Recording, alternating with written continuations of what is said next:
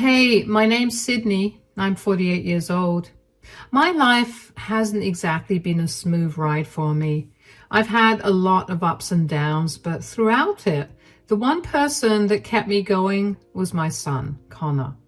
So when my husband got in the way of my son's future, I left him, but karma always has a way of coming back to get you. So allow me to tell you my story. My son, Connor, was a result of my first marriage. I was married to a very abusive man who couldn't have cared less about me or Connor. He was a good man at the start of our relationship, but after we got married, it became clear that I was just a baby-making machine to him. I suffered a lot because of that, and when I eventually did manage to carry a pregnancy to full term, I was blessed with Connor. But as Connor began to grow older, my ex-husband began to neglect him again. He began to then pressure me to have another child. Of course, I didn't give in because he only wanted babies, not actual growing up children. My ex only got worse after that. He began to take his anger out on Connor and me. I couldn't get out because I was fully dependent on him as a stay-at-home mom, and my family was too far away to help. One day, while my ex was picking Connor up from school, he happened to get angry about something small that Connor did and lost control of the wheel while he was yelling at Connor. They ran through a stoplight and got T-boned by oncoming traffic. Unfortunately, Connor took almost all the impact, and for a long while, he was in a coma. And for a long while, it was touch and go for me. I knew when I got the call from the hospital that I had to find a way to get away from my ex, no matter how. When Connor finally woke up, we found out that he could no longer move his legs. He was paralyzed from the waist down. Connor was only 6 when this happened, so he was beyond devastated to find out that he could not move his legs. Add to that the abuse that he'd had to endure because of his father, and Connor was a mess. Connor remained in the hospital for well over a month because he was severely injured, and in that time, I began making preparations to run away with him. My ex did not seem remorseful at all, and instead kept complaining about how high the bills were because of Connor. It took every ounce of self-restraint to keep my mouth shut around him because I could not risk giving my plan away to him. When Connor was finally set to be discharged, I told my ex I'd pick him up. When I got Connor into the car, I drove and drove until I was almost out of gas. It took a while for Connor and I to finally relax since we no longer had to deal with my ex. I spent the next year working really hard and saving up as much money as I could for Connor. I did my best to help Connor get through his mental blocks, but with how hard I had to work, I couldn't do a good job with that. And then I met Miles, my most recent ex-husband, who I never thought would be an ex. Miles and I met because I worked at a bar and he frequented it with his sister and her friends. We ended up getting to know each other and over time developed feelings for each other. The first thing I did was introduce Miles to Connor and let him know that Connor and I were a package deal. He did not seem upset by that at all and still pursued a relationship with me. We dated for 3 years, and in that time, he really stepped up and became a great father to Connor. Connor and him were practically inseparable, and I was really happy that Connor finally had a positive male influence in his life. Miles and I got married, and Connor and I moved into his house. For the next few years, life was good. The only issue we were facing was Connor's grades. He was still struggling mentally and about the loss of his legs. He couldn't cope with the fact that there would be things he would not be able to achieve. I tried to get him counseling and therapy, but he did not seem open to that. Miles and I also tried talking to him, but it was to no avail. One day, Miles came up to me while I was in my home office, and he told me we needed to talk. "We need to talk." "Yeah? What's up?" "I was doing some accounting work for us, and I realized that a huge portion of your earnings are gone. I rummaged through your stuff and I found documents for another bank. Do you want to explain yourself? Why did you go through my stuff? Couldn't you have just asked me? I didn't think you'd readily tell me. I would have. Do you not trust me? I trust you, but you're dodging my question. Why do you have a separate bank account that I had no idea about? I'm not dodging your question. I just feel a little violated since you went through my things without asking me. But since you want to know so badly, I opened that bank account at the time of my divorce from my ex-husband. That's my savings for Connor's future education. Future education? Do you really think that he'll be able to do anything? What are you implying? I mean, think about this rationally. Connor is barely getting through school right now. He got put in extra classes because he's failing every class. So, do you think that he shouldn't be given an opportunity just because he's struggling? He got paralyzed because of my ex-husband's negligence, so of course he's struggling right now. He's still getting accustomed to the changes that his disability has brought about. He has 6 months until he graduates high school. Do you think he'll be able to get over his emotions in that time and actually go to university? It's been years since he got disabled. And if he's still struggling, then do you think he'll improve? We've changed schools 1,000,000 times, and each time they've told us that unless Connor gets over his stupid hang-up, he's not going to get anywhere in life. Are you seriously saying that trauma has a time limit? After which it's not supposed to affect you? Who cares what those schools have said? You've raised Connor since he was 8. You're like his father and you think of him this way? Don't bring unnecessary emotions into this. I'm seriously asking you, because if you've been saving since you divorced your ex-husband, and if you've been putting a similar amount to what you've been putting in so far, you must have racked up quite a bit of money. Oh, and what do you want to do with that? Buy another house? Spend it on something for yourself? We don't need another house, but we could buy all of us something nice. Absolutely not. I don't care what you want to do or want to have. That money is Connor's. I've poured my heart and soul into saving that money. You have no right to that money, and nothing you say will change that. Whether Connor chooses to go to college immediately after he graduates or not, that money is for him. I will not be having this conversation again. I did not like Miles snooping around through my things, and I especially did not like him implying that Connor's education money was never going to get used. I knew that Connor was struggling with school and his grades were a reflection of that, but I also knew that there was more to his education than just his grades. I knew that no matter what Connor said or did, he still wanted to have a normal future like every kid his age, and that was why I saved all that money up. Over the next month or so, Miles would randomly bring up expensive things that he wanted to purchase and hint at me buying them for him with the money I'd saved up. I'd shut him down by telling him to save his own money and buy those things himself, but I was really irritated by his behavior. Did he really think so lowly of the child that he helped raise? Were his needs more important than Connor's in his head?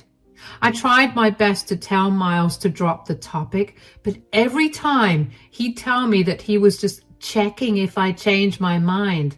Yeah, that only made me angrier. Miles would suggestively ask me to buy him things almost every day, but one day he didn't mention buying anything at all, even though it was a relief to not have to deal with his requests. I couldn't help but feel like something was off. So I cautiously asked him what was going on with him. What's going on? You've been really quiet today. Well, I just got off the phone with my sister. Oh, is everything all right with Macy?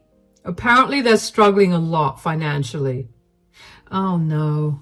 Why? I thought she and her husband were making a good amount of money. Yeah, but they have a lot of debts to pay off and it's been making a dent in their earnings. They're at a point where they don't think they'll be able to pay for Jack's college. That's so sad. But Jack does have other ways of going to college. He's a smart child, so I'm sure he'll be able to get a scholarship. Yeah, but they doubt that he'll get a full ride. The rest of the tuition fees will be difficult to pay off. Jack can very easily take out a student loan. It shouldn't be a huge amount, especially if he gets a scholarship. The poor kid's already grown up surrounded by the payments of loans thanks to his parents. Do you want him to be burdened with more loans? Why are you getting all riled up? What do you expect me to do here? I want to be able to help them out. They were a huge help to me, and it's not nice to see my sister struggling like this. I get that feeling more than anything, darling, but we're also barely getting by. There's no way for us to help them out. We could help Jack out. You have savings to give him from. Savings? I don't. Are you talking about Connor's college fund? Yeah. I told you this before. That money is Connor's only. That's not going to anybody else. Come on, we could split it and Connor could take out a loan for the rest. You're okay with Jack not having any loans on his head and Connor having to deal with them? Jack is an able-bodied person who can easily work wherever he wants to pay off his student loans. Connor can't. Which is why I've been so meticulous with saving up for him. We can help Connor pay off his loans. Then why don't you help Jack pay off his loans? Why does my son have to suffer when I've done everything in my power to make sure that he has a secure future? Come on. You know how my sister helped me out while I was severely depressed. She's the reason I met you. I fully appreciate everything your sister did for you, but I can't sacrifice my son's future. I really do not want to have this conversation with you again. Drop it. I couldn't understand why Miles kept talking about the money I'd saved up for Connor's education. And why was he so keen to help his sister out over the child that he helped raise?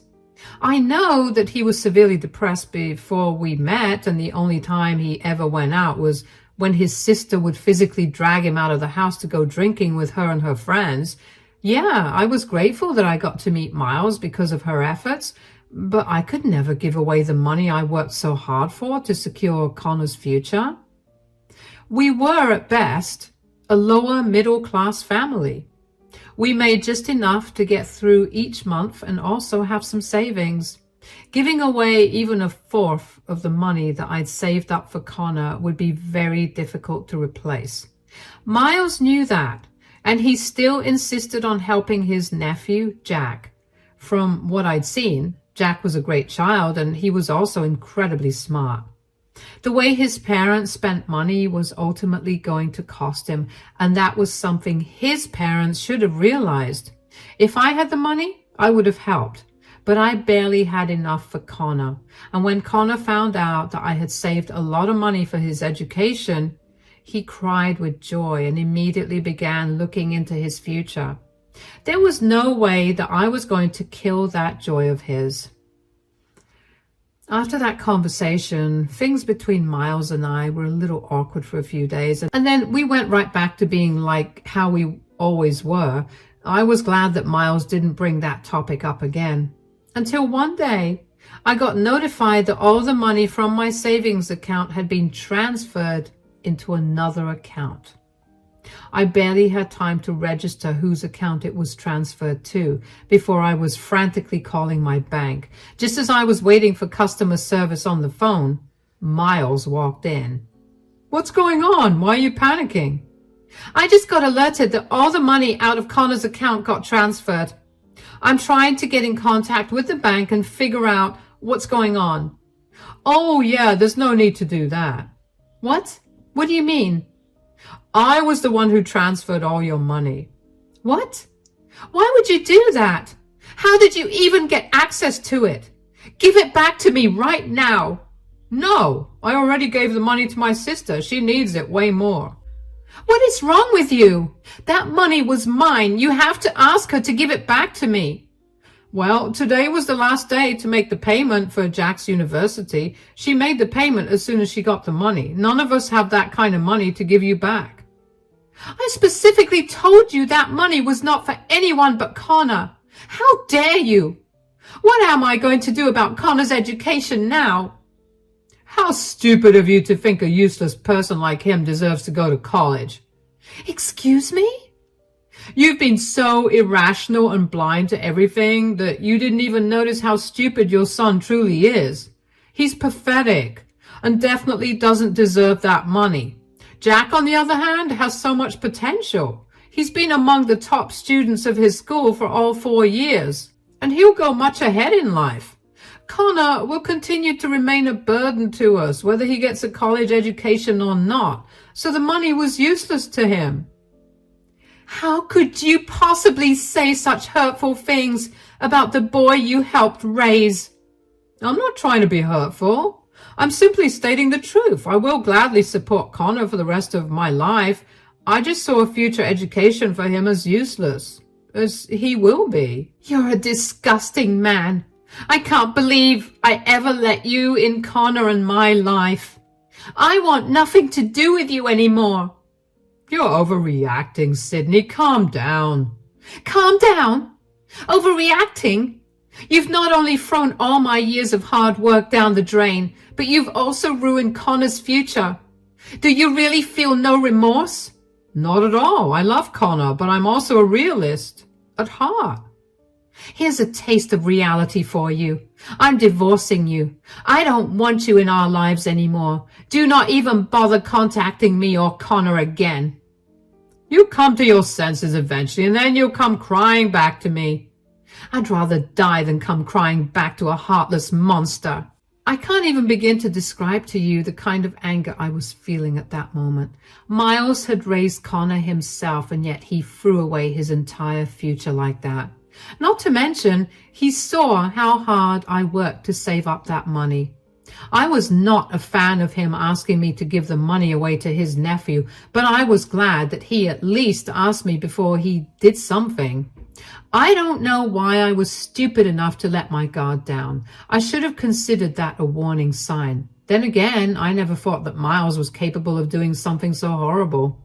Aside from how betrayed I felt because of Miles, the only other thing I felt was guilt and shame. I didn't know how to tell Connor that the future we'd been planning for him for so long was not going to be a reality. Even if it was, he'd have to work very hard to get it. Connor was confused about what was happening, because when I went to pick him up from school, I started driving in the opposite direction of our house. He asked me what was going on, and in the briefest way possible, I told him that Miles and I were getting a divorce. Connor was taken aback, but remained silent until I got to my mom's place, which was a good 4 hours away from where we lived.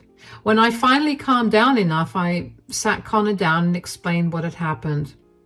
He was devastated that he would not be able to go to his dream college without having to take a huge loan out, and even angrier that Miles had done that to us. It took a while for us to get back on our feet, but luckily, Connor only had to go to school for his finals. He had enough attendance for him to skip the last 2 weeks of school, and I talked to his principal to make sure it was okay as well. After that, Connor began applying to various colleges. He worked hard and managed to get good enough grades that he would definitely be able to secure a scholarship, which he did. He didn't have to take out a huge loan, but the loan he took out ended up being a feasible amount to pay off in the next 4 to 6 years. After Miles left us, it was like a switch flipped in Connor. He asked me if my offer to take him to therapy was still on the table, and of course, I said it was. Starting therapy was like a miracle for Connor. He went from being pessimistic and dull about everything to being one of the happiest people I know. It was amazing to see my son look so full of life. Connor even opened up to me a lot about what he'd been struggling with at school, and I apologized a lot for not being there for him enough. Connor worked really hard in college, the most I'd ever seen him work, if I'm being honest. Aside from working, he also made a good amount of friends. One of these friends was the son of a business mogul in the town we used to live in with Miles. Connor ended up making a great impression on his friend's dad, and so his dad offered him an internship at his company. Connor performed really well at the internship. In fact, he did so well that his friend's dad offered him a salaried position as the manager of a certain team. Of course, Connor took it, and he was set to begin working there as soon as he graduated. As for Miles and I's divorce, it took a long while to process, but when it finally came through, I felt great. I found a new job, and this time I had my mother to help me out as well. Connor was no longer at home a lot, so having some company was great. I hadn't had any contact with Miles throughout Connor's years at college, which was about 4 years, and I was beyond glad about that. But one day, while I was out for coffee, I felt someone tap my shoulder. I turned around and saw Miles. "Sydney, can we talk?" "What in the world? How did you find me? Have you been following me?" "No, I happened to be in town for business and yeah, I did my best to find where you were. I happened to see you at this cafe, so I figured I could come and talk to you." "I don't want to talk to you. Bye." "No, wait, please. Could we have one conversation? I'll buy you coffee." "I don't know what it is you want, but I'm not giving you anything." "I don't want anything. I just want to have a quick chat, please." "Fine, make it quick. I have to go home and cook dinner." "Yes, of course. Here, let's sit down." "Why are you being so nice to me right now?" "It's been a long time since we saw each other. It would be rude of me to not be nice." "Yet, when we were together, you happily gave away Connor's future." "About that, I'm so sorry that I did that." "Your apologies mean nothing to me, Miles. What do you want to talk about?" "Nothing in particular. I just wanted to ask you how you were doing." "Cut it out. I know you. You need a favor and you need me to help you out. What is it?" "I just wanted to apologize for everything I said and did all those years ago. I know I hurt you and Connor deeply. I shouldn't have gone behind your back and given away the money you worked so hard for. And more importantly, I shouldn't have misjudged and talked down to Connor. I should have been more empathetic and understanding of what he was going through, but it looks like he's been doing good now. I'm so sorry I underestimated our son." "Our son? He's not your son at all. He's only mine. You did nothing but make things worse for him. If you were truly his father, you would never have constantly told me how incapable Connor was. You have no idea how deeply those words affected him. If I had known that you tried to get him to convince me to give you his money, I would have left you much earlier." "I know I messed up, but clearly Connor would have been doing okay with or without me." "How do you even know that he's doing good?" "That's the thing. My old boss retired and my company had the position open for quite a long time because they could not seem to find a good enough hire. And recently they did. Imagine how surprised I was to find out that it was Connor. Apparently he's been good friends with the CEO's son, and he has a lot of great qualities that the CEO admires, and that's why he's been given such a high position at such a young age." "Oh, so what? Are you scared that Connor is going to mess things up for you? Is that why you've been trying to contact me? Is that why we're talking right now? Do you want me to speak to Connor and tell him to put things aside and not let his past get in the way of work?" "I'm just worried that it'll impact my job. I'm going to get married soon and I have a child on the way. I can't afford to lose this job.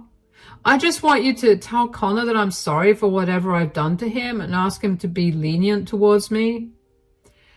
"I know how I've raised Connor, and I know that he would never fire you, but I also know that he's been through enough because of you, so he would never be lenient with you. I hope he works you like a dog and constantly criticizes everything you do. I will not tell him we met today, so be prepared for anything. Good luck. Do you really not care for me at all, even after we spent so many years together? You never cared about me or Connor when I was with you, so why would I care for you now? Never contact me again. Bye. I cannot even express in words how happy I was to hear that Miles was working under Connor. It really felt like karma had come back to finally teach Miles a lesson for being so cruel to him. I did feel a little weird because Miles did track me down to have that conversation, but that weirdness was quickly taken over by joy at finding out what the new situation was for Miles. I was surprised to find out that Miles was going to be a father again, and although I did know that Miles was not going to lose his job because of Connor, I was sure that he was going to suffer a lot. I hoped that Miles was a better father to his new child than he was to Connor, because no child deserved what Connor had to go through. I kept my word and didn't tell Connor about my meeting with Miles. Connor hated Miles with a passion, so finding out that I voluntarily spoke to him would have made Connor upset. Anyway, when Connor found out that Miles would be working under him, the first thing he did was call me to inform me about the new situation. He asked me if it would be right for him to fire Miles, but I reminded him that would be considered wrongful termination and the company would suffer for it. He was given the position because of the trust the CEO had in him, so he shouldn't ruin it because of his personal feelings. I could tell that Connor was frustrated, but I reminded him of how I raised him to be kind yet strong. What followed after that was simply hilarious to me. Over the next 7 to 8 months, Connor was brutal with Miles. He'd set the highest expectations and targets for Miles to achieve and would openly criticize him in front of all his colleagues. Connor did that not only because of his feelings, but it turns out Miles had actually been a very lousy employee whose mistakes had been costing the company quite a lot. Miles simply brought them to light in front of everyone, and let's just say that the rest of Miles' team was not happy about that. Miles quickly became an outcast among his colleagues, and he was forced to stay behind and correct a lot of his mistakes. He tried to talk to Connor about going easy on him, and even let Connor know that he had a child on the way, and Connor laughed in his face and told him that he would not be going easy on him, and also told him to treat his new child better, or he would find himself in a worse position when he was much older. Miles then tried to contact Connor's boss in HR to complain that Connor was treating him differently because of a personal grudge that Connor held against him. But Connor was prepared with the proof of Miles's negligence at work. He told HR and his boss that he was only treating Miles differently because Miles didn't seem to respond to any other way of doing things. When the company reviewed Miles' work, they were appalled and told Miles that the only reason they'd let him stay was because they were seeing improvement in his work, thanks to Connor. They told him that he was free to leave if he wanted to, but knowing his predicament, Connor and I knew that he couldn't leave the job. So he is still suffering under Connor, and that makes me unbearably happy. Connor and I are doing great now. We feel like this new development is a great closure for both of us. It took us a long while to adjust to Miles's absence and his neglect, but now that we've managed to move past that, we're both in a happier place. For those of you wondering about what happened to my ex-sister-in-law's child, Jack, who got all of Connor's money, he ended up dropping out of college halfway through and running away with his girlfriend, who he got pregnant. He's barely making a living right now, and he has no contact with his family. The only reason I know this is because I'm still close with some of Miles's family, and they told me this. I feel sad that the money I saved up for so long got wasted like that, but I'm glad that in the end, things worked out for the better. I can only imagine that life has so many more good things to offer us, so I'm excited to see what they are. Thanks for listening to my story.